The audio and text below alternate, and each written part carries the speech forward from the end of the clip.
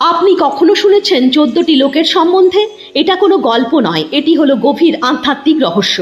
আমাদের ব্রহ্মাণ্ডে মোট 14টি লোক আছে। 7টি লোক ওপরে, 7টি লোক নিচে। ভূলোক এটি সেই লোক যেখানে মানুষ বসবাস করে, যাকে মৃত্যুলোকও বলা হয়, কারণ এখানে জন্ম মৃত্যুর চক্র চলতে থাকে। ভূয়রলোক এই লোক ভূলোক ও স্বর্গলোকের মাঝে অবস্থান করে। ভৌতিক ও দিব্যলোকের মধ্যে সংযোগ স্থাপন করে এই লোক।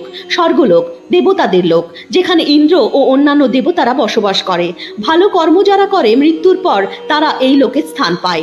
মহরলোক এটি দিব্য ঋষি, তপস্বী আর মহান আত্মাদের নিবাস স্থান, যেখানে বশিষ্ঠ, বিশ্বামিত্রের মতো মহান ঋষি তপস্যা করে। জনলোক এই লোকে সেই আত্মারা স্থান পায় যারা জ্ঞান ও ধ্যানের পরম সিদ্ধি লাভ করেছে। তপলোক অত্যন্ত শক্তিশালী তপস্বীদের স্থান, যা শরীরের ওপরে কেবলমাত্র চেতনায় স্থির থাকে। ব্রহ্মলোক এটি অন্তিম লোক, যেখানে সত্য আছে, মোক্ষ আছে, ঈশ্বরের সাক্ষাৎ উপস্থিতি আছে। এবার আসি নিচের লোকে। এখানে ভোগ, মোহ আর ভ্রম বেশি থাকে। অতল লোক রাক্ষস ও মায়াবী শক্তির ঘর। বিতল লোক যেখানে বাস কামনা আর ভোগ বাস করে। সুতল লোক রাজা বলির লোক, সে দানবীর ছিল কিন্তু তার মধ্যে অহংকার ছিল।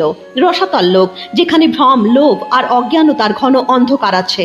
তলাতল লোক ছলনা আর মিথ্যার লোক এটি। মহাতল লোক যেখানে অন্ধকার আর অহংকার নিবাস করে। পাতাল লোক সবার নিচের লোক, এটি তামসিক শক্তি আর ইচ্ছার কেন্দ্র। কিন্তু এই সব কিছুর অর্থ শুধু বাইরের জগৎ নয়, এই 7টি লোক ও আমাদের ভেতরে ঋণাত্মক ভাবনার প্রতীক। তাই যখন আমরা সত্য, ভক্তি আর সেবার কাজ করি, তখন আমরা ওপরের লোকের সাথে যুক্ত হয়। আর যখন আমরা মোহ, লোভ আর রাগের মধ্যে পড়ি, তখন আমরা নিচের দিকে যাই। তাই বলা হয় মানসিকতা বদলালে মানুষও বদলে যায়। বলো রাধে রাধে। জয় শ্রীকৃষ্ণ।